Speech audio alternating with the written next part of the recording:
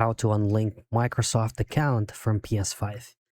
Now in this video, I'm going to show you how you can sign out or unlink your Microsoft account from your PlayStation 5.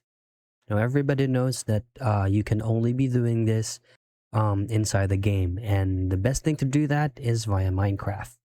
So say you're currently on the home screen of Minecraft from your PS5. All you have to do from here is choose on options.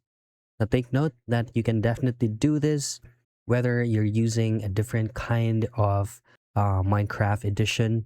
It actually works of all the Minecraft editions. So going back to options, and then once you're on options, all you have to do next is to go online. From online, choose on manage account, and you should be able to see sign out of your Microsoft account or delete Microsoft account.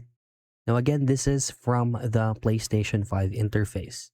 So you just need to go into sign out of your Microsoft account and you should be able to be unlinked.